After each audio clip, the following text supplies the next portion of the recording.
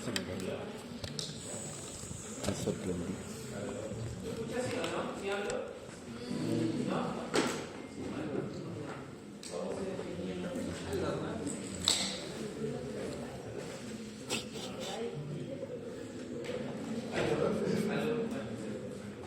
La pregunta fue cómo se definía insuficiencia coronaria. Usted estaba con Jamal, que estuvo atento el lunes. ¿Cómo se definía insuficiencia coronaria? ¿Ahí? Baja perfusión. No lo sé. El corazón. ¿Cómo se definía insuficiencia coronaria?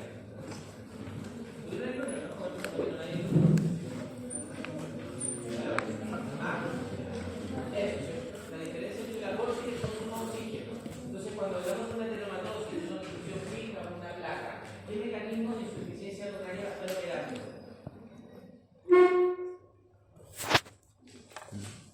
Que disminuyó el aporte, Disminuye el flujo. aumentó el consumo, o ambos, las dos cosas. El aporte, ¿cierto? Es el principal mecanismo, ¿ya? Pero de un lado de la circulación, porque si hablo de un órgano terminal, por ejemplo, como el riñón, ¿cierto? O el intestino, en algún momento ese balance energético se va a quebrar y va a hacer que el tejido, bajo ciertas condiciones de bajo flujo, comience a extraer más oxígeno. ¿Ya? Ahora vamos a llamar ese término que probablemente la señora se lo pasó en el shock. Se llama disoxia, una relación, una alteración entre el aporte y el consumo de oxígeno, que es el principal mecanismo de hipoxia tisular en el shock. ¿Ya? Entonces, por eso es importante conocer este tipo de lesiones. ¿Ya? Entonces, cuando hablamos de insuficiencia coronaria crónica, lo que ocurre es que baja la oferta de oxígeno y los tejidos se adaptan a la isquemia. ¿Y cómo un tejido se adapta a la isquemia? ¿Qué hace el riñón? ¿Qué hace el corazón? ¿Qué hace el cerebro cuando tiene isquemia? Funciona más lento. A ver, ya tengo. Sí, ¿qué hace el cerebro? Que le llega menos sangre. ¿Ah? Ya, pero la muerte es activa. No, ¿qué hace de la muerte del tejido? Usted. Entiendo que dejaba de como darle prioridad a otras funciones que no fueran tan necesarias, como que se enfocaba, por ejemplo, en los temas cardíacos, en lo cerebral y disminuía, no sé, el tema de la función motora o ocurría somnolencia. Claro, pero ¿qué pasa cuando baja el flujo? Cuando hay isquemia. Al tiro se reduce, como dicen acá, muerte celular o cae el ATP y se redistribuyen las funciones celulares o ocurre algo antes. Generación de arroz. ¿Qué pasa? Oxidación celular. Se intenta aumentar el flujo. Eso, ¿cómo hace eso el corazón, el riñón? Eso, es una respuesta vascular. Y eso va a depender del grado de obstrucción. Si la obstrucción es crónica, probablemente el tejido va a tener más tiempo de adaptarse. ¿Ya? En el caso del corazón, ¿qué hace? ¿Qué hace la insuficiencia coronaria del corazón? Hace colaterales. Por eso es importante saber en qué etapa de la placa de estamos. ¿Ya? Esto no es solamente histológico, hay determinaciones que no pueden medir la placa telona con variable ecocardiográfica o incluso con resonancia magnética. Eso actualmente se puede hacer y lo puede sacar algunos scores para saber en qué parte de la placa estamos. Así macroscópicamente, histológicamente, como se ve, la primera etapa, ¿cierto? Cuando llegamos a la etapa de preateloma o etapa 3, tenemos las capas histológicas de abajo, ¿cierto? El endotelio, que está acá, la capa muscular y la apéndice que se tiene con azul. ¿Ya? Y acá está, digamos, la aorta, por ejemplo, abierta. Entonces, cuando uno ve el endotelio, ¿cierto? Si tuviera un tubo es que lo abriera así y lo alargara, podría ver en la parte superior, que sería lo que está más hacia el lumen, las estrellas de grasa. Así se ve. Como si uno hace un asado, se tira de grasa arriba y se quema. Esto es lo mismo, pero en la aorta. En la aorta uno la abre. ¿Ya? Entonces, claramente todas estas arterias de alta resistencia, ¿cierto? En las partes donde en teoría el flujo es mayor, generan mayor estrés. ¿Cómo uno sabe eso? Porque probablemente la injuria inflamatoria que se produce genera que se deposite más lípidos, ¿cierto? porque haya más adenomatosis. Eso es concordante probablemente con la actividad más inflamatoria de la tuberculosis, que son las de ruptura o lesión. Entonces, ¿cómo va a ocurrir esto de forma molecular? ¿Ya? Tampoco va a estar en detalle, pero que ustedes entiendan cómo se va creando el mecanismo. En la primera etapa, lo que ocurre son cambios del endotelio, o sea, el flujo, ¿cierto?, que pasa por el. No sé si funciona.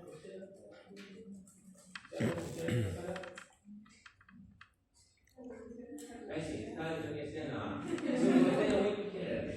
Entonces, cuando pasa el flujo por acá, ¿cierto?, y empieza a generar estrés en el endotelio, lo primero que va a ocurrir es que se irrita la pared. Y cuando hay irritación, lo que ocurre es un momento de permeabilidad. Entonces, se expresan algunas moléculas que van a determinar, como señala el compañero, vasodilatación, como el óxido nítrico, la prostaciclina, que van a generar, ¿cierto?, en el endotelio y en la célula muscular lisa señales celulares que hacen que la célula muscular lisa se dilate. Eso es, por ejemplo, disminución del calcio, aumento del GMP cíclico y, por lo tanto, aumento del óxido nítrico.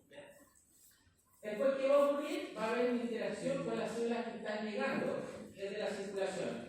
Y eso lo hace el endotelio como, que probablemente lo vieron en las clases de inflamación. El endotelio genera unos verdaderos ganchos, ¿cierto?, para cuando algunas moléculas inflamatorias probablemente le interesan, ahí hay algunas relaciones de selectividad, se empiezan a pegar en el endotelio, ¿cierto? ¿Recuerdan cómo se llamaba ese proceso? De interacción cuando las moléculas se pegan a la pared del endotelio. Adhesión. Porque una cosa es que aumenta la apertura y aumenta el flujo, esto se llama quimiotaxis. Después, cuando se pegan acá, tiene un nombre. Se pegan, se llama diabetes. Entonces, se empiezan a pegar, y a lo que a nosotros nos interesa es que la interacción que hay en el endotelio es la que va a generar, en teoría, el primer hit, que va a hacer que probablemente aquellos factores que van a permitir la adhesión y la agregación de plaquetas generen este núcleo que probablemente puede ser un núcleo inflamatorio. Por lo tanto, hay la diferencia entre adhesión y agregación plaquetaria. A ver, ahí arriba, cada vez tengo el puntero. Usted, justo lo mira, sí, usted. A ver la diferencia entre adhesión y agregación. Adhesión es como cuando se pegan a la pared del cuarto. Ya, y Agregación es como cuando se pegan a la plaqueta que está pegada. entre ellas, ¿cierto? La agregación es entre las plaquetas, ¿cierto? Y eso puede un aplauso, puede no. Entonces, esa interacción aumenta, empieza a aumentar, empieza a ser exponencial. Cada célula que llega aporta de forma más importante un componente inflamatorio. Y ahí lo que hago, primero llegan, ¿cierto?, plaquetas, después llegan los polimorfos nucleares, después llegan, ¿cierto?, los invitados más tardíos, ¿cierto? Así como si ustedes ya tienen una fiesta, los que llegan como a la 1 o 2 de la mañana, ¿cierto?, serían los leucocitos. Y estos son los que en teoría al hacer diabetesis, emigrar y pasar a ser tejidos se van a transformar en macrófagos. Los monocitos se diferencian tisularmente en macrófagos. Eso probablemente lo vieron en su clase de inflamación. Y en cada parte, en cada territorio los macrófagos reciben nombres, ¿cierto? Por ejemplo, en el hígado, ¿cómo se llama el macrófago del hígado? ¿Usted? ¿Sí? La célula de Kiefer, ¿cierto? El intestino, ¿cómo se llama el macrófago? Están las placas de Peyer, ¿cierto? En cada territorio los monocitos se diferencian a macrófagos. Y hay una serie de papeles, pero lo que nos interesa a nosotros es que ese proceso es el limitante para que la LDL comience a ser, en teoría, fagocitada, ¿cierto?, y transformarse en la célula espumosa.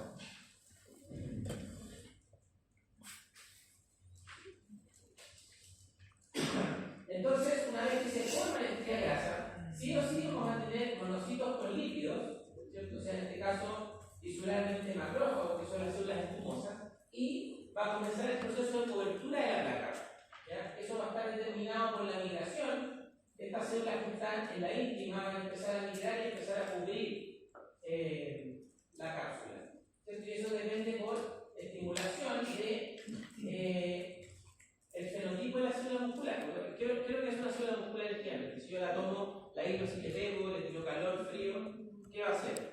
Se contrae o se dilata, porque no tiene otra opción. ¿Ya? Pero bajo ciertas condiciones, ¿cierto?, bajo ciertos estímulos que pueden ser fisiológicos o patológicos, la célula muscular se puede transformar en otro tipo celular, ¿ya? Y comenzar a secretar cosas. O sea, pasar de un fenotipo contráctil a uno secretor o proliferativo. ¿Se acuerdan cómo se llamaba cuando un solo tipo celular se transforma en otro? ¿Sí, no te suena? La serie inflamatoria. ¿Cómo se llama?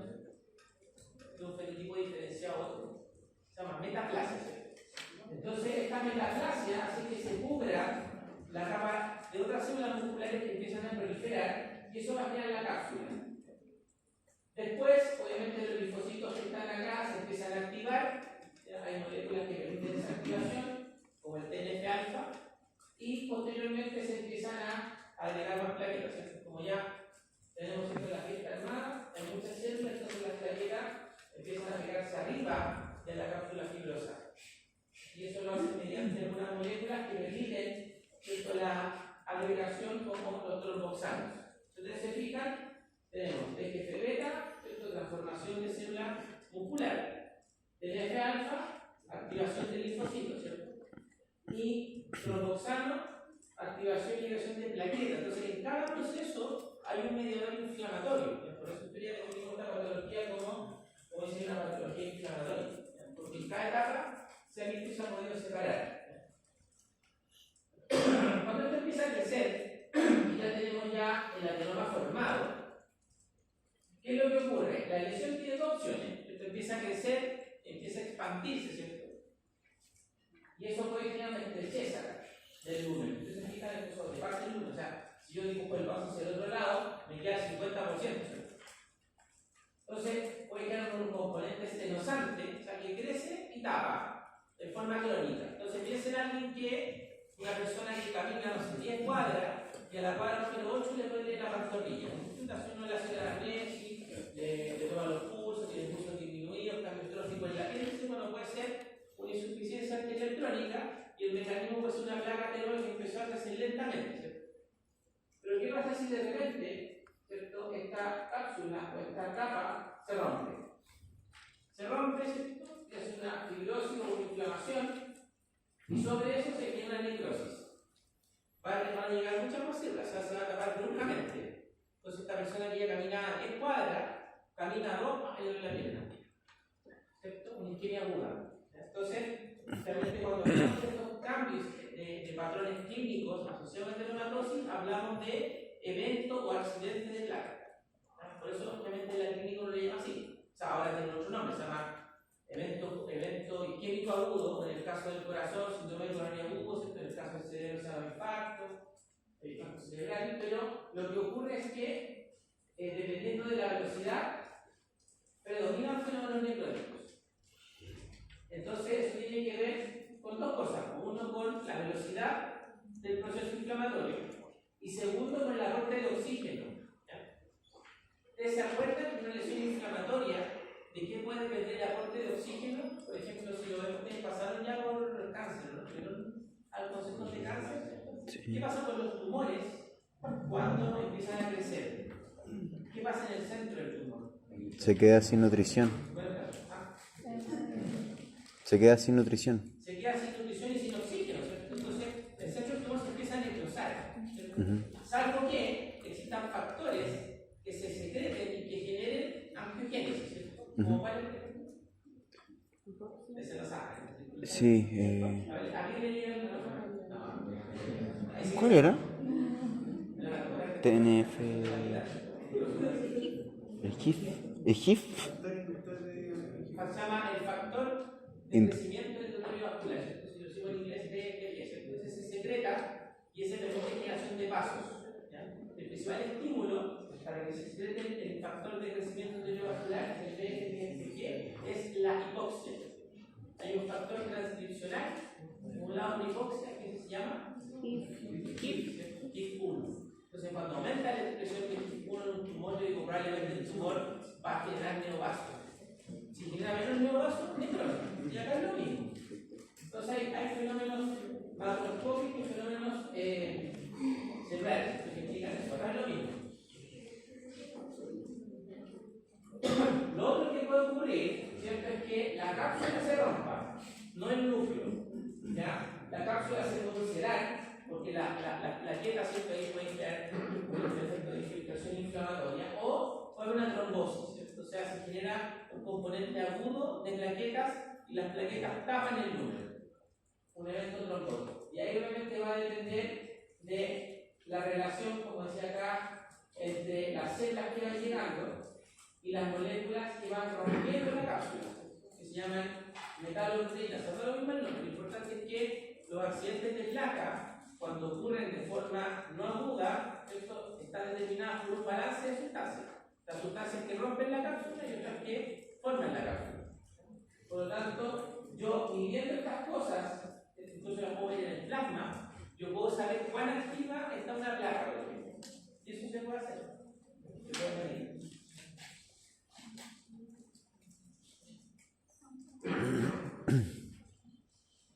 Esta es una foto histológica, ¿cierto? De un corte transversal desde el vaso, a lo mejor así, lo miro así, de una placa roja. Entonces tengo acá, bueno, obviamente se ve de forma evidente el núcleo lipídico, esto acá y acá, que realmente está más oscuro, porque ahora tiene más fibrosis, y acá tiene más lípidos, está más blanco. Y sobre esto se formó que esto es una hemorragia.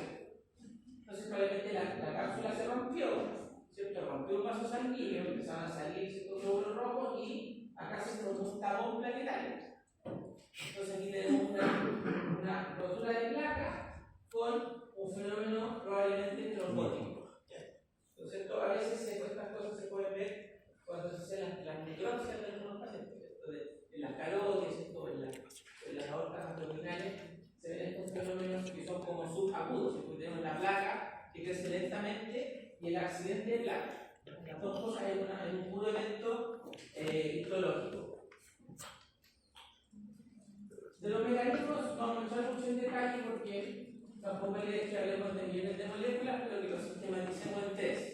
Uno que sería la disfunción endotelial, o sea, la falla en la función del endotelio.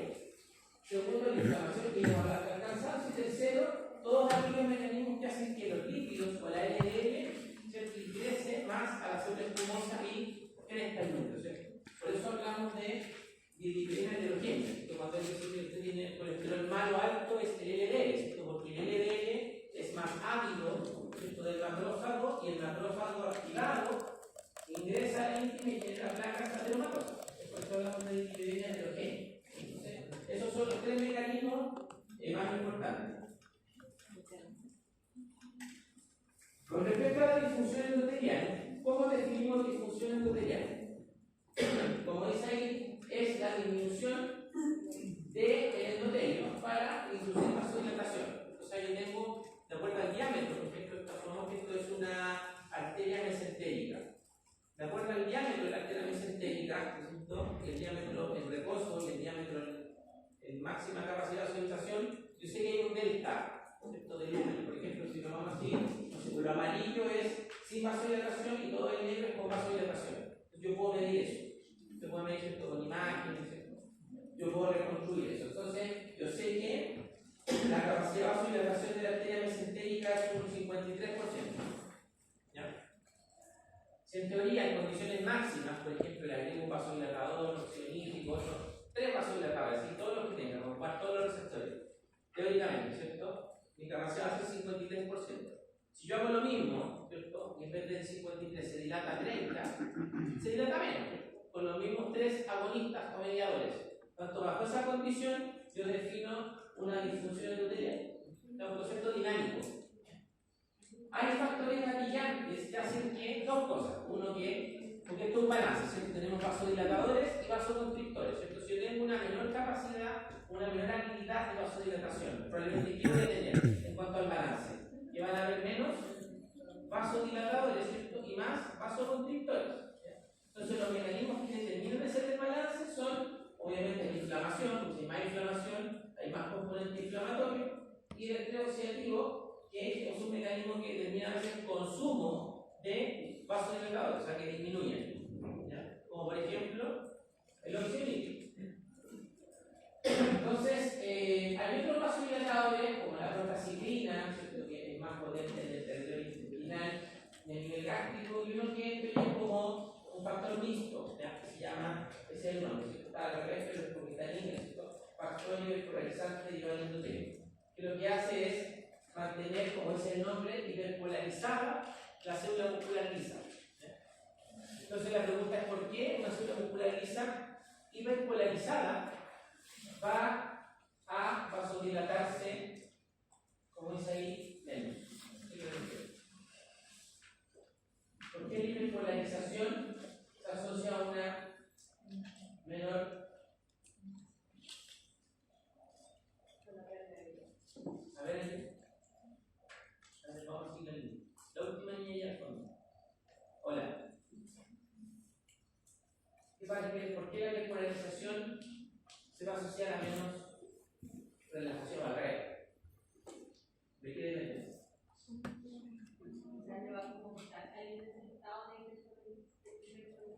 ¿Por qué? ¿De qué va a depender? En la célula muscular, porque estamos hablando de un proceso eléctrico.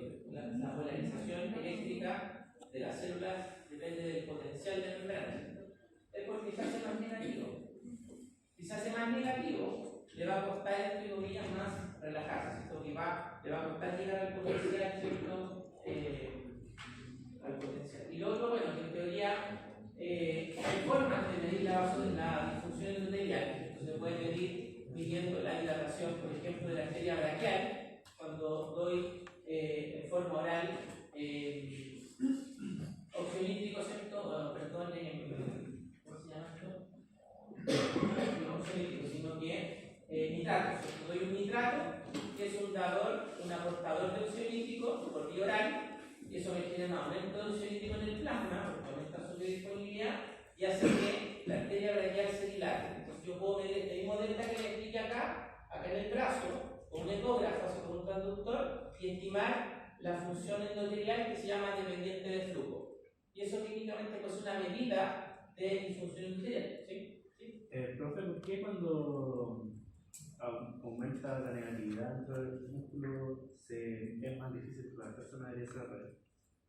¿Por qué hace al revés? Porque si empieza a aumentar lo negativo, ¿cierto? Quiere decir que la célula, ¿cierto?, está en el potencial máximo de reposo, ¿cierto? Entonces, para que la célula en teoría tenga que relajarse, ¿cierto?, lo primero que tiene que ocurrir que en la célula muscular es contraerse.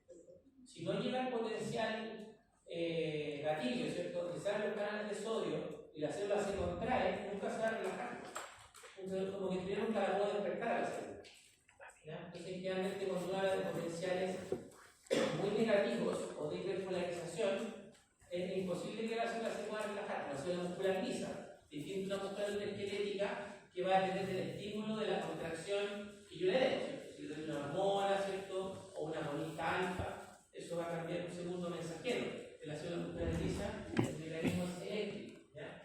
Entonces, todos estos factores determinan que en general aquellos pacientes que tienen reducida su capacidad de vasodilatación puedan generar eventos, como por ejemplo un síndrome coronario agudo, ¿cierto? Y de acuerdo a lo que vieron, ¿cierto?, en la clase con Tatiana, ¿cuál es el factor dependiente de la disfunción endotelial que determina un síndrome coronario agudo? ¿Cómo se llama ese concepto? En la insuficiencia coronaria, que se reduce para que se determine una isquemia crítica en el miocardio. ¿Hablamos de la reserva coronaria? ¿Se le explicó lo que era la reserva coronaria? Eso, ¿cierto? Entonces, ahí aplicamos el concepto de lo que está preguntando el compañero de ¿cuál es tu nombre? ¿Yo? Sí. Luis. Luis. Cuando el teoría uno tiene una capacidad de vasodilatación máxima, ¿cierto?, y no la alcanzo, ¿cierto?, eso es una reducción de la capacidad vasodilatadora, y eso se llama, de las coronarias, se llama reserva coronaria.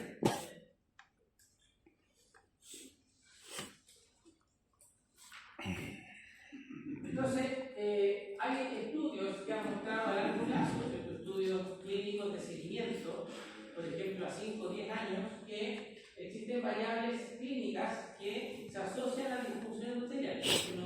Uno mide cosas, ¿cierto?, y dice estas condiciones determinan mayor dispuria endotelial. Por ejemplo, la historia familiar de enfermedad cardiovascular. O sea, si uno hace la anamnesis y le pregunta, no sé, pues su papá tuvo un infarto, decía que era 85, igual son jóvenes. Entonces, ya no yo menos de 25, usted menos de 40, una historia familiar de enfermedad cardiovascular severa, ¿cierto? Es raro que alguien haga un evento coronario a los 35 años, salvo hay un gatillante no conocido. La diabetes y la hipertensión, que son los dos grandes factores asociados a disfunción endotelial, y hay otros que son más raros, pero que tienen que ver con a veces relaciones que no son tan directas, como la obesidad, el tabaquismo, la deficiencia de estrógeno en la mujer, que pasa en el periodo de la menopausia, cae el estrógeno, se produce esta disfunción endotelial que puede ser un factor menor de agresividad. Y en el caso de una mujer que no toma terapia de reemplazo hormonal, puede ser un factor de riesgo, que tiene indicación. No toda la deficiencia estrogénica se trata, o sea, solo si hay muchos síntomas o si tiene asociación con osteoporosis. Hay otros factores como la homocisteína, que tienen algún rol en el metabolismo de las purinas, que pueden generar también un efecto proinflamatorio. Entonces, realmente hay condiciones clínicas que se pueden asociar a esta disfunción. Entonces, dijimos papel del estrés oxidativo y inflamación, ¿cierto? Como gatillante de disfunción endotelial. Definimos disfunción endotelial y ahora vamos a ver el tercer concepto que es, claro, la dislipidemia heterogénea. Esa va a estar dada principalmente por aumento de la lipoproteína de baja densidad, la LDL, en la que se deposita, y un HDL bajo, que hace lo contrario. Si yo subo mucho el HDL, por ejemplo, bajo condiciones específicas de ejercicio, tengo un factor protector que sobre 60 borras por factor de riesgo. Entonces, no todo el LDL que se fagocita va a llevar un componente inflamatorio y aterogénico. Si uno hace una relación, no sé, si nos medimos todo el LDL acá y ya vamos a hacer un corte, todos los que tengan sobre 150 van a tener factores de riesgo. Si lo miramos 5 años más, de eso, no sé, un 20, un 30%, va a ser un evento coronario. O sea, no solamente es dependiente de un LDL alto. ¿Ya? Y en general lo que se sabe, ¿cierto?, es que el LDL más malo, así como si es malo, aún peor, ¿cierto?, es el LDL oxidado. ¿Por qué? Porque eso está asociado a un ambiente inflamatorio. Entonces, si miramos el esquema de acá abajo, ¿cierto?, tenemos el macrófago, acá está el endotelio. O sea, en este caso venía el monocito acá, ¿cierto? El monocito ingresó a la íntima, se transformó en macrófago y bajo un ambiente inflamatorio empieza a fagocitar, ¿cierto? Podría internalizar, porque mediante receptores asociados a membrana, la LDL. Entonces hay dos tipos de LDL, una que en teoría está asociada a receptores que pueden ser, entre comillas, modulados farmacológicamente, como los LDL nativos, que van a internalizar, ¿cierto?, como dice ahí, la LDL, y pueden ser susceptibles a este proceso, bueno, no sé muy bien, pero dice ahí, downregulation. ¿Han tenido clases de farmacología? ¿Sí? ¿Saben lo que es downregulation? ¿Cómo? Claro, ¿cierto? Disminuye el número de receptores, ¿cierto? Entonces, si por ejemplo yo tengo una alta cantidad de LDL, ¿qué va a pasar con el receptor? Baja, ¿cierto? Baja su transcripción. ¿Ya? Eso pasa con la LDL nativa. ¿Ya? Sin embargo, en un contexto inflamatorio, un paciente diabético, hipertenso, mal portado, ¿cierto? No sé, muchas cosas, ¿cierto? O sea, un macrófago muy carretero, ¿qué pasa? Que este ambiente inflamatorio determina una mayor proporción de LDL oxidada, ¿cierto? Tengo mayores grupos, ¿cierto?, carboxilos, que hacen que esta LDL tenga mucho pegamento, por llamarlo de alguna forma. Y esa se va a unir a receptores de LDL oxidada. Estos son estos receptores que salen acá como LDL o LOX1, que, como dice acá, en teoría no son susceptibles a downregulation. No hay mecanismos fisiológicos frente a un aumento de concentración brusca de un ligando que permitan internalización. ¿Vieron en farmacología cuáles son los mecanismos por los cuales se produce el downregulation? Autólogo, ya. Pero baja el número de receptores por X motivo. Pero acá no. Entonces, si tenemos una desproporción por un contexto inflamatorio y aumenta mucho la LDL oxidada, se va a internalizar más que la LDL nativa. Y en ese caso vamos a tener más célula espumosa, más depósito. Entonces se dice que si yo de alguna forma pudiera medir la proporción, ¿cierto?, de receptores estables, ¿cierto?, de LDL oxidado disponibles, yo podría estimar la magnitud, ¿cierto?, del crecimiento, por ejemplo, de la placa. Pues una medida indirecta, yo yo lo puedo estimar. ¿Ya? Por eso es importante este concepto de, uno, dislipidemia heterogénica y dos, los receptores Scavenger o DLL oxidados, que no son susceptibles de regulación negativa. Los repito porque son preguntas rápidas. Por el final. Y tercero, como el último concepto de esta clase, tiene que ver con, como hablamos que los eventos inflamatorios pueden ocurrir. Los eventos inflamatorios pueden ocurrir de forma crónica en general. O sea, es raro que un evento inflamatorio agudo en un endotelio, por llamarlo de alguna forma, naif, ¿cierto? O sea, sin ninguna injuria. ¿Ya? Por lo tanto, todos los procesos que determinan la aterosclerosis tienen un continuo. Entonces, si yo lo pudiera graficar, por ejemplo, con esta flecha, digo ya, bueno, acá tenemos pacientes que son hipertensos, diabéticos, obesos, fuman, de una familia con alta carga cardiovascular, ¿cierto? Me pregunta, ¿todos los hermanos con infarto? Para el paciente diabético, así, con 3 amputaciones. O sea, claramente es un paciente que está, ¿cierto?, al límite de sus factores de riesgo. O puede que tenga otros que quizás no conocemos, pero en ese contexto la difusión tendría que estallar. O sea, si lo tomamos acá, por ejemplo, o acá, pero siempre hay unos puntos iniciales que no se conocen. Entonces, siempre la difusión endotelial va a ser un factor común. ¿Ya? Después, obviamente, cuando ya la inflamación está instaurada, todos los procesos que vimos de formación de la subespumosa, formación, ¿cierto?, de las distintas caras que tenemos que instaurado, puede haber un punto en que este desarrollo genere, como dice acá, una ruptura de la placa. Y obviamente el quiebre clínico es distinto. O sea, como decíamos, si el paciente le duele a las 10 cuadras, o le duele el pecho al subir escalera, ahora se levanta en la noche y la duele el pecho. Hay un cambio en las características clínicas asociadas a una agudización o reagudización, por ejemplo, del fenómeno isquémico. Y ahí obviamente tenemos todos los síndromes asociados a los eventos agudos o coronarios agudos que pueden suceder, ¿cierto? O sea, que puede ser un síndrome coronario agudo, ¿cierto? O una patología asociada a una insuficiencia coronaria, ¿ya? Y eventualmente todo lo que genera eso en el corazón, ¿cierto? Que probablemente lo vieron en el contexto de la insuficiencia cardíaca. La principal causa de insuficiencia cardíaca, ¿cierto?, en el paciente infartado es la isquemia, ¿cierto? La isquemia determina que caiga la función del corazón y eso va determinando fenómenos de remodelación ventricular que hacen que, obviamente, el corazón disminuya, ¿cierto?, su cámara y su volumen expulsivo, ¿cierto?, que es una de las formas de insuficiencia cardíaca. Entonces, hay eventos gatillantes desde la isquemia que determinan esto. Entonces, un paciente con disfunción endotelial, con factores de riesgo, que tuvo un evento coronario, claramente está más cerca de acá que de acá. Entonces, a nosotros nos interesa, pensando en, ¿cierto?, el concepto de la medicina preventiva, es actuar acá, ¿cierto?, bajar la carga cardiovascular, bajar los factores de riesgo, bajar la dislipidemia heterogénica. Esos son como los principales objetivos, pensando en la aplicación clínica, de seguir o de tratar la aterosclerosis. Entonces, para terminar, entonces, de los conceptos importantes, uno, la enfermedad aterosclerótica definirla, ¿cierto?, como una enfermedad familiar crónica. Segundo, de los factores de riesgo aterogénicos, ¿cierto?, de los más importantes son los que pueden determinar la magnitud de la difusión endotelial, sean factores clásicos, como hipertensión, diabetes u otros, que pueden ser emergentes, hay muchos que uno puede ver con ellos. En la fisiopatología, lo que hablamos, ¿cierto?, la velocidad, los macrófagos, los receptores de cambio, el papel de la inflamación. Y finalmente, la aplicación clínica. Podemos tener una placa estable, un paciente que tiene una insuficiencia arterial o coronaria crónica, o manifestaciones de inestabilidad como el síndrome coronario agudo. ¿Cómo uno lo puede detectar clínicamente? Preguntando, ¿cierto?, con la amnesia.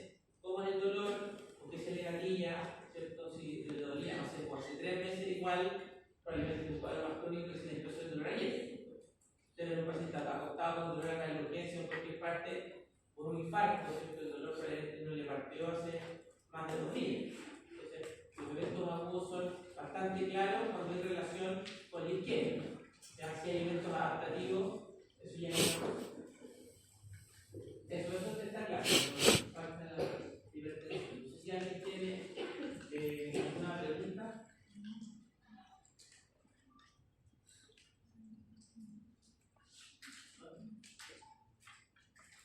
¿Todo claro? Lo dudo. No, voy a poner la otra razón.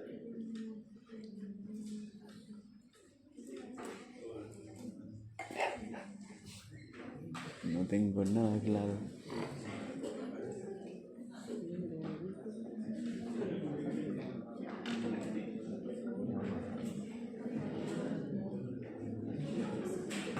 Muy peligroso. Cualquier cosa, mi correo lo pueden escribir al futuro.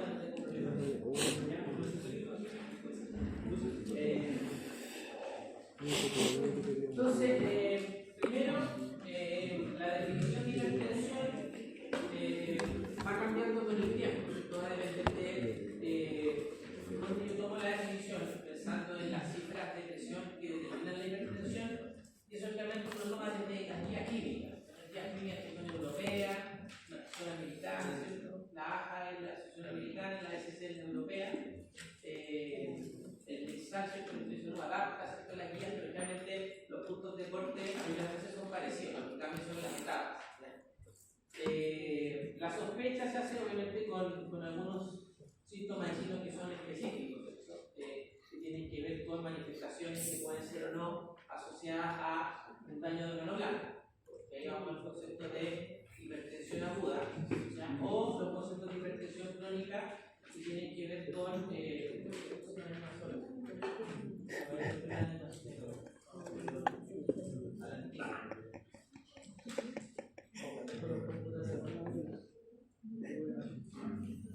entonces, lo primero es cómo definimos hipertensión. Como dice ahí, la definición, si uno va a lo operacional, no lleva números. Realmente uno habla de aumento de las cifras de presión, que son la sistólica y la diastólica, por sobre valores normales. Por lo tanto, tengo que saber lo que es una población normal, y eso va a estar determinado por la edad, ¿cierto? No es lo mismo una hipertensión en un niño de 28 días, un neonato, a un niño de 7 años, a un adulto de 50. Obviamente, hombre o mujer, y condiciones fisiológicas que pueden cambiar las cifras de presión. Por ejemplo, embarazo, ¿cierto? Estado hospitalizado, ¿cierto? Hay un montón de condiciones que pueden hacer que las cifras de presión cambien, ¿ya? Por lo tanto, los determinantes son distintos. Si hablamos de una toma de presión ambulatoria, versus un paciente que está hospitalizado cautivo o alguien que, por ejemplo, está sometido a alguna condición de estrés. Me refiero a algún examen específico.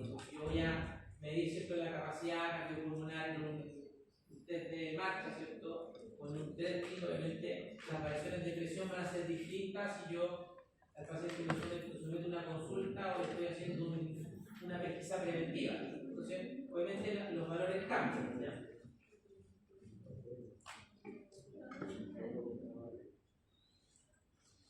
Y en general, todo el estudio de la fisiopatología, como al final, como tarea de hipertensión secundaria, están referidos a una hipertensión que es multifactorial. Hay múltiples factores, múltiples mecanismos que pueden explicar el aumento de las cifras, ya sea sistólicas o diastólicas. Esa es la hipertensión que se llama esencial o primaria. Realmente eso es como el 70-80% de los pacientes hipertensos. O sea, que tiene su papá, su mamá, su familiar hipertenso sobre 50 años, lo más probable es que esté acá, que tenga una hipertensión esencial o primaria. Y en general, todo ese rango etario, ¿cierto? Salvo que haya algunas condicionantes que lo vamos a ver acá como patologías agudas o crónicas, uno no hace un estudio etiológico tan acabado, sino que hace el diagnóstico, la pesquisa y los trata. Eso es lo que dice aquí, tratar. Te lo vamos a ver al final, ¿cierto? Con la teoría, ¿cierto?, de la escalera. Entonces, esta hipertensión la vamos a mencionar al final, pero como definición, pero la mayoría está asociada a ese grupo. Si uno ve la clasificación técnica, así como yéndonos a las guías y empezar a analizarlas, ¿cierto? Obviamente esto no puede sacar de cualquier, ¿cierto?, revisión, pero si uno mira las guías de Estados Unidos, que son como las que más ocupamos, y uno ve lo que se va publicado desde el año 2004 hasta el 2020, más o menos,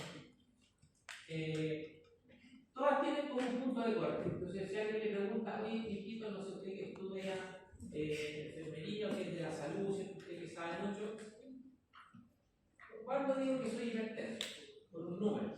Entonces, por consenso y lo que se sabe estadísticamente es que sobre cierto rango hay mayor probabilidad de complicaciones. De complicaciones todas las hemos visto, ¿cierto? Insuficiencia coronaria, disfunción endotelial. Entonces, ese número, entre comillas, es como el número mágico. ¿Ya? Sobre eso están hechas la mayoría de las guías de los tratamientos farmacológicos o los cambios de estilo de vigilancia, ¿cierto? O sea, ejercicio, ¿cierto? Fumar, bajar de peso, menor consumo de grasas saturadas, ¿ya? Pero eso es como el punto de corte. O sea, toda la clasificación de etapa 1 a etapa 3 o prehipertensión está cercana a ese número. Y uno lo ve cuando uno va al estudio de la fisiología clásica, ¿cierto? ¿Qué creen ustedes? ¿Qué es lo que pasa después de 140 con las arterias? ¿Qué puede pasar sobre el 140? Porque uno dice, tomamos ese punto de corte, se nos ocurrió.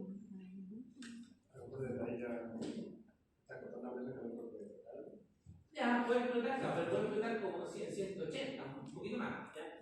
Pero generalmente sobre 130 empieza a haber disfunción endotelial, que es lo que estábamos hablando. Entonces, todos esos fenómenos vasculares inflamatorios, cuando ya llegamos acá, ya están gatillados. Pero lo que se sabe es que, al revés, si yo logro bajar de esa cifra, disminuyo, o sea, la disfunción endotelial se mantiene, pero los eventos clínicos significativos que causan mortalidad bajan. Y hay un concepto importante que son los eventos cardiovasculares mayores, que se llaman en inglés los MACE. ¿Los conocen o le han escuchado alguna vez cuando hablan de eventos cardiovasculares mayores? ¿A qué le suena eso? Los MACE se llaman Minor Advanced Cardiovascular Events, que tienen que ver con eventos fatales, que son el accidente cerebrovascular fatal, el infarto fatal, el infarto no fatal y la insuficiencia cardíaca, que es en teoría cuando uno ve todos estos pacientes con presión alta, por lo que se hospitalizan al final. Si vayan a Calcota o cualquier hospital San José, que tenemos que hacer, todos los pacientes cardiovasculares que están hospitalizados en agudo partieron de alguno de estos eventos, o son subsidiarios de probablemente eventos de injuria vascular, por llamarlo de una forma no controlada, no modulada farmacológicamente. Entonces, obviamente, si estamos definiendo nuestro setting con respecto a las presiones, bueno, ¿cómo la medimos? ¿Cómo se mide la presión? Bueno, idealmente hay dispositivos electrónicos ahora que son bastante más rápidos en dar una cifra, pero no así confiables. ¿Ya? Si uno ve las variaciones en la toma de presión diurna y nocturna, que es lo que se utiliza para sacar el promedio, para hacer un diagnóstico, la monitorización electrónica aún no le gana la toma mecánica, ¿cierto? La que uno hace del manguito, ¿cierto? Con la columna de mercurio, pero yo creo que ya, no sé si aprendieron a tomar la presión ya o saben cómo tomar la presión. Sí. Ese valor, si uno lo compara, y uno toma, no sé, 5 pacientes jóvenes y 5 viejos, y a todos les mido con las dos técnicas, créanme que la más confiable va a ser el manguito o el reloj. Los dispositivos electrónicos permiten estimar variaciones en rangos amplios, ¿cierto? O en rangos extremos. Cuando está la presión muy alta, casi el dispositivo electrónico le marca 180, obviamente va a estar alto. Puede que esté 160 o 170, pero está igual. O sea, el paciente igual está en una crisis hipertensiva. Entonces, hay ciertas condiciones en las cuales hay que tomar las presiones, probablemente lo han visto en sus clases, digamos, de traje, de técnico, lo que sea, visto que obviamente no es lo mismo si viene un paciente corriendo y llegó a los 2 minutos, yo lo siento, no tomo la presión, alguien que llega, se sienta, ¿cierto? Está en reposo 5 minutos, extiende de forma correcta el brazo, ¿cierto? En toda la cadena de toma de presión hay errores, ¿cierto? En cuanto a que se puede sobreestimar o subestimar la presión. Por ejemplo, díganme un error o 2 errores que son como los más clásicos acá en la toma de presión. O sea, principalmente cuando estamos hablando del reposo, ¿cierto? De la posición. El paciente, no se llega así con un litro de agua y llega así con la vejiga así en la pera. Obviamente va a tener molestia y la presión le va a salir alta, ¿cierto? ¿Qué otra cosa puede hacer la variación de la presión? Eso, ¿cierto? La posición del manguito y qué más del manguito también, qué importante. Que sea del tamaño correcto. Eso, ¿cierto? El tamaño correcto. Si le pongo a una persona así adulta que pesa 120 kilos, un manguito pediátrico, ¿cómo hace la presión? Falsamente alto. Entonces, No han apuesto por la. los valores son interpretables y con muchos factores confundentes, ¿ya?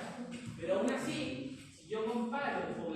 normal, ¿cierto? La determinación con dispositivos electrónicos todavía no le gana a los dispositivos clásicos. ¿Y eso es por qué? Porque en teoría las mediciones de presión, en teoría determinan un pronóstico o un seguimiento confiable, se tienen que tomar siempre en condiciones habituales. ¿Ya? Que la persona esté en reposo, cuidando que se la tome en su casa. ¿Ya? Los controles no se hacen, se hacen porque vino el médico a control. Pero esa no es una medición confiable. ¿Ya? Entonces, ojo con estos dispositivos electrónicos que a veces, digamos, no ayudan mucho a determinar. Y acá también. Factores que afectan la medición, ¿no es cierto? Que alguien está dando la presión y la persona está hablando, ¿cierto? Está cantando, ¿cierto? Llegó con la super hinchada, ¿cierto? 30 minutos antes, ¿cierto? Está fumando afuera, no sé, un montón de cosas que pueden falsear la medición. Entonces, obviamente, interpretar una medida de presión es difícil. ¿Ya? Los seguimientos, lo que llaman a veces los blanqueos, a veces estas tomas de presión en días consecutivos o separados de 2 o 3 días, son bastante confiables en personas que no tienen, digamos, eventos agudos o en los cuales estoy haciendo pesquisa de hipertensión. Que algunos dicen, no, haz un puente, lo clásico, no, haz un puente, no, porque hay condiciones en las cuales se puede hacer un monitoreo, digamos, continuo y otras que no cambia mucho la diferencia, ¿ya? Esto probablemente no lo tiene que clínica, pero solo les dejo el detalle con respecto a la toma, que es importante, que sea un diagnóstico para que saber cómo lo hagan. De las clasificaciones, bueno, hay varias que se toman en cuenta, pero la del 2020 es la que actualmente está vigente, ¿ya? En la cual divide los estados, ¿cierto? Aquí está estadio 1, 2 y 3, y estadio de prehipertensión e hipertensión, ¿ya? Clásicamente el valor puede ser sobre 140 y termina casi siempre en etapa 1, ¿ya? Hay etapas de prehipertensión que a veces son un poco más bajas, ¿ya? Pero en general lo que se sabe actualmente es que presiones entre 135 y 140 no son presiones normales. A una persona adulta con cierto peso estándar. Si hablamos de etapas extremas, normalmente hay ciertas variaciones. En los neonatos, especialmente en los niños, probablemente las presiones sistólicas son más altas y puede ser normal, y en adultos mayores las presiones diastólicas pueden ser más altas. Yo, por ejemplo, un adulto mayor, la presión diastólica puede ser más alta y puede ser más permisivo en el rango, no poner 90 o poner quizás, no sé, 95. ¿Qué creen ustedes? ¿Por qué puede haber esa diferencia? Por el engrosamiento de la aorta. Claro, o sea, hay fibrosis y hay cambios en el patrón contracto, que se llama la compliance. Por lo tanto, en ese contexto, obviamente la medición es distinta. Entonces hay que tomar otros rangos.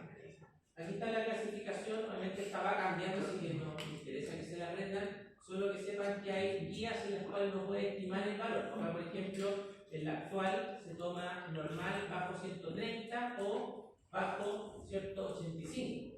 Antiguamente se decía que este rango era para seguimiento solo de pacientes diabéticos. Ahora se sabe que bajo 130 es un valor normal. Se que tiene sobre 135 en 2 tomas, ojo que probablemente haciendo una toma sería. El paciente probablemente no está dentro de un carril de presión normal. ¿Ya? Entonces, obviamente, todo el tema de los factores de riesgo, ¿cierto? Y el manejo de aquellos factores que pueden precipitar una hipertensión, ¿sí? Profe, eso es solo viendo la presión sistólica, ¿cierto? Sistólicas y, ahí dice, diastólicas, las dos. ¿Y la presión arterial media no la consideramos? O sea, me imagino que siempre... Para hacer diagnóstico de hipertensión, no. Pero siempre se tendría que mantener en los 100, me imagino. No. La presión media, Sí. no, la presión médicamente normal es sobre 70. ¿Ya? La presión media depende del rango de presión diastólica, ¿cierto? Y la presión sistólica, pero no es partido por 2, ¿cierto? Son 2/3 de la diastólica y 1/3 de la sistólica, ¿cierto? Porque el tiempo diástole es 2/3 que es de sístole. Pero la presión media no es un valor para hacer diagnóstico. Me sirve para hacer seguimiento clínico en otras condiciones. No sé, por ejemplo, probablemente la Tatiana les habló del shock, ¿cierto? Cuando tengo una presión arterial media bajo 65 y el paciente no responde a volumen, yo digo probablemente este paciente está en un shock hipovolémico o en un shock séptico. Entonces tengo que hacer medidas para subir la presión media. Pero la presión media realmente está asociada a la perfusión de los órganos o a los rangos de autorregulación. no, ¿cierto?, al daño plano blanco, que depende principalmente de las reacciones bruscas, de la presión sistólica y diastólica. ¿Ya?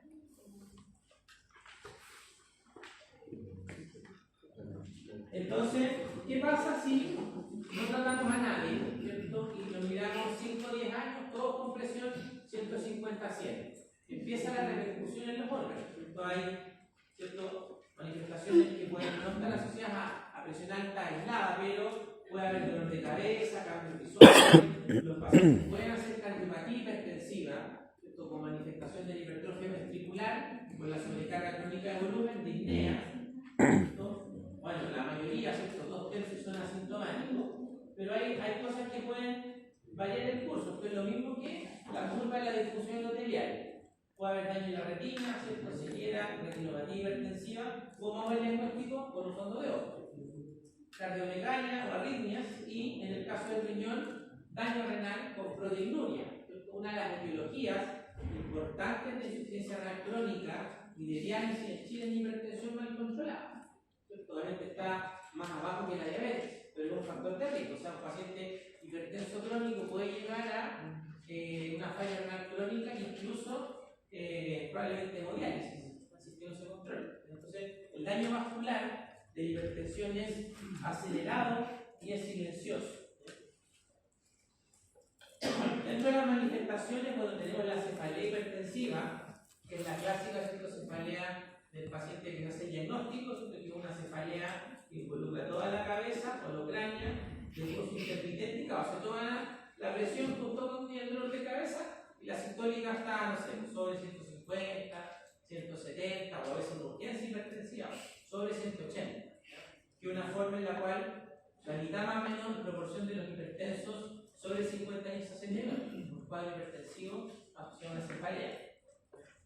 Obviamente hay que descartarlo agudo, si no hay que decir, no, mire, váyase para la casa nomás, quédese tranquilo, porque hay pacientes que debutan con cefalea que pueden hacer un accidente cerebrovascular o un cuadro agudo de hemorragia subaracnoidea, o nunca supieron, ¿cierto?, que tenían un aneurisma y justo en ese momento le subió la presión y el aneurisma se rompió.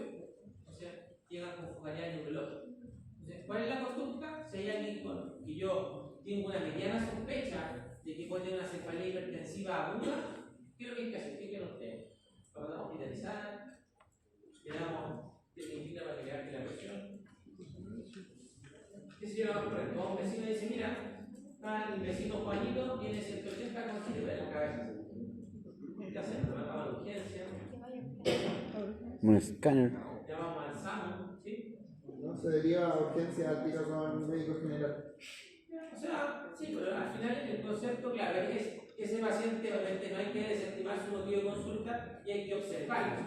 Claro, se puede ir al saco y le tomen la presión de nuevo. Obviamente los cuadros de cefalea hipertensiva son evolutivos. Eso es importante. O sea, el dolor puede cambiar y significa, claro, que llegó, por ejemplo, con una cefalea hipertensiva y después hizo una hemorragia subaracnoidea al otro día. Puede pasar. Y estos son, esta gente, igual que los infartos, son los casos que probablemente después se ocultan. ¿Qué le puso ahí? No tenía nada. Va con 15 y se va a la casa. El otro día se rompió el neurisma y un clavo 3. ¿Hay alguna forma de prevenir eso? Como una ruptura de aneurisma o saber si va a ocurrir un accidente cerebrovascular? Clínicamente es imposible. O sea, no le puedo tomar escala a 1000 personas al día. La cefalea es como segundo después del dolor abdominal, motivo de consulta en la urgencia. Ahí obviamente la sospecha y obviamente ser, en el caso de ustedes que van a hacer la comunicación del tratamiento, que después se va con el dato para la casa y sabe que si el dolor le sigue, ¿cierto? Si el dolor le cambia de característica, o si siente alguna cosa rara motora, ¿cierto? Algún déficit sensitivo, pues consulte de nuevo. O tómese la presión en una hora, por ejemplo, si hablamos de un cuadro de una urgencia hipertensiva. Contrólese la presión. Si sigue la presión alta, vuelva a consultar. ¿Ya? A eso va un poco el perfil de lo preventivo y la educación. ¿Ya? Entonces, nosotros en lo agudo podemos diferenciar la emergencia de la urgencia, en que la emergencia la presión es un poco más alta y generalmente requiere tratamiento endovenoso para bajarla, principalmente vasodilatadores intravenosos, como el nitroprusiato, la nitroglicerina, y esos pacientes que hospitalizar. El paciente no se puede ir a la casa. O sea, si llegó con 180, estuvo confundido, ¿cierto? Medio encefalopático, con dolor al pecho, o tiene cambios en el electro de alguna cosa coronaria, no sabemos. O falla renal, yo lo hospitalizo. Lo mando a la casa. Lo defino como una emergencia hipertensiva, ¿cierto? El daño neurológico puede ser clínico o de laboratorio. ¿Ya? Y la urgencia no, o sea, tiene la presión diastólica más alta, la sistólica no tan alta. Yo le coloco un tratamiento sublingual, por ejemplo, oral, y le baja la presión, lo observo un rato, se le pasó todo, bueno, lo catalogo como una urgencia, pero igual le digo cualquier cosa buena. No lo mando para la casa y le digo, siga tomando paracetamol 10 días y sigue con dolor de cabeza. Entonces, esa es la gran diferencia. Realmente los manejos y las causas son distintas. ¿Ya? En la emergencia hipertensiva hay cosas que tengo que descartar. Si hay signos clínicos, pero realmente no es distinta que sepa los diagnósticos diferenciales de la emergencia hipertensiva, pero puede tener un cuadro coronario, ¿cierto? Un cuadro cerebral, ¿cierto? Por ejemplo, no sé, una cuestión rara, una crisis renal esclerodermica. Entonces, son muchos diagnósticos diferenciales. La cosa es que en el caso de sospecha, el hospitalizo y lo estudio. Le hago exámenes para eventualmente ver cuál es la magnitud o la evolutividad del daño del órgano blanco. Tres diapositivas y terminamos. ¿Por qué es importante en el caso de las complicaciones crónicas? Bajar la presión. Primero, porque obviamente se sabe que en general los eventos coronares agudos en los pacientes adultos menos de 60 años, como la gran población de hipertensos, dependen de la presión sistólica. Este es un estudio muy antiguo de una red de cardiología del año 2002.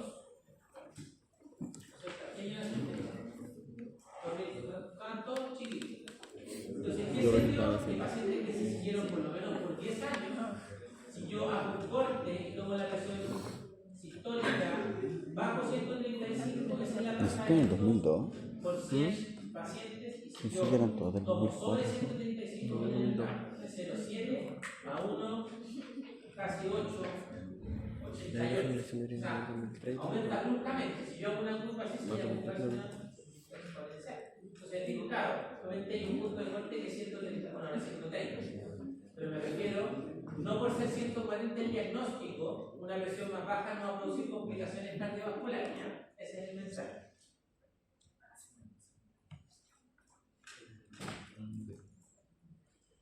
¿Y cuál es este daño crónico? Entonces, cuando hablamos de urgencia y emergencia, nos referimos al daño agudo.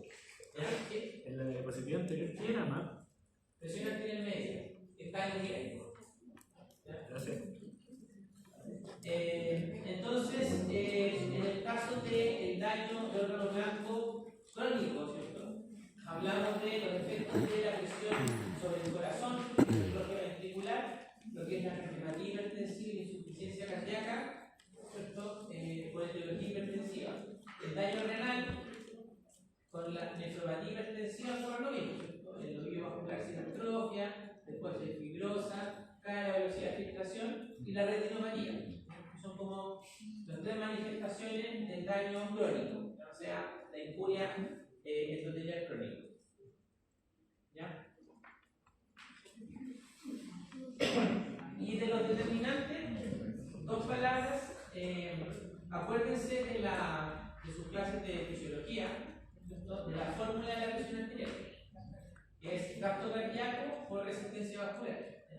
El gasto cardíaco con todas sus determinantes, ya sea autonómica, ¿cierto? La recarga, la descarga, principalmente lo vieron con Tatiana, cómo eso afecta el gasto cardíaco y el volumen expulsivo, y en el caso de la presión arterial y la resistencia vascular, la fórmula está, se fijan, al radio de la cuarta potencia. Entonces, si yo en teoría aumento el radio al doble, ¿cierto? ¿Qué debería pasar con la presión?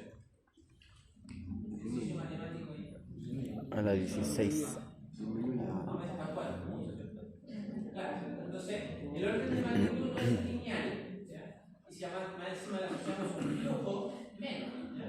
Por lo tanto, esta variable es ampliamente regulada, ¿cierto? Tenemos factores locales como temperatura, pH, ¿cierto? Factores neurales que dependen del desbalance del sistema adrenérgico y colinérgico. Un minuto, denme 2 minutos. humorales, ¿cierto? Que tienen que ver con mediadores como la regla que decíamos de Lona, ¿cierto? Y la de H, que van a determinar, por ejemplo, el balance de agua y de sodio. Entonces vamos a explicar esto, el balance de sal y terminamos. Entonces, ¿se acuerdan que al principio de la clase nosotros definimos la hipertensión esencial como el 70-80% de las causas de hipertensión? Y dijimos que los mecanismos que explican esa hipertensión esencial no son únicos, se pueden mezclar. Entonces, cuando uno va a estudiar un paciente que sale de lo normal, entonces, chuta, probablemente hay otros mecanismos, ¿cierto? Es la hipertensión secundaria. En el caso de la hipertensión esencial hay teorías. La presión puede ser por esto, otra por otra cosa. Entonces, cada teoría tiene obviamente su subteoría o su modelo experimental con la hipertensión. Pero las clásicas son las que están acá. La discusión de teoría ya la conversamos. No nos entra en ese detalle, pero en teoría un endotelio más reactivo o con menos capacidad de hidratación va a aumentar la resistencia vascular y crecer aquí en hipertensión. De los mecanismos renales y el balance de sal son los que están más estudiados, porque se sabe que si yo restringo el sodio, el paciente baja la presión, pierda sin sal o con sal. Entonces, ¿qué es lo que ocurre en el riñón? Es que frente a una cantidad de sal específica, el riñón retiene más sodio y a su vez inactiva menos, ¿cierto?, otros ejes que pueden quedar naturales. O sea, bajo un cierto estímulo, el paciente es tan sensible al sodio que en vez de secretarlo, lo reabsorbe. ¿Y eso dónde ocurre? ¿Dónde ocurre la reabsorción de sodio en el riñón? En el polo proximal. Entonces, todavía hay mecanismos que determinan, ¿cierto?, un cambio en la sensibilidad, son los que lo producen. Y con esto terminamos. Si ustedes van a la si tenemos un paciente que o un sistema o el cual yo coloco mucho volumen, perseo de aumentar y va a llevar el gasto cardíaco. Si coloco mucho volumen, ¿cierto?, en un paciente, ¿Qué es eso? 2 litros de sodio, aumenta. ¿Qué cosa aumenta? La precarga, ¿cierto? Muy bien. Si aumenta la precarga, ¿qué pasa en el gasto? No aumenta. Entonces, perseo de un aumento transitorio de la presión. La pregunta es: ¿por qué la presión baja cuando ocurre eso en un sistema homeostático? Porque hay sistemas. ¿Sabes por qué la presión baja? Usted mismo que dijo. Si no hay disfunción endotelial, ¿hay mecanismos regulatorios para compensar esa? Eso, dígame uno. Secretar óxido nítrico. ¿Qué más? Uno más de marca presencia. ¿Recuerdan de los marcas receptores? Eso regula la presión. Se aumenta la presión, se extiende el cuerpo sanguíneo y aumenta el tono colinérgico. Baja la presión, baja el gasto cardíaco, vasodilatación, receptores muscarínicos. Entonces, esas variables van a determinar el gasto. Entonces, una teoría dice que el paciente que en teoría es muy sensible al volumen y aumenta mucho la presión, va a hacer que probablemente el riñón elimine menos sodio.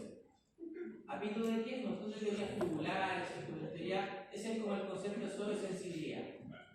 Y por otra parte, la resistencia va a estar mediada porque su eje, renina exponencial de aldosterona, va a estar así toda la hora del día, ¿cierto? Como el último que sale de la fiesta, así, la renina sigue activa y sigue alta.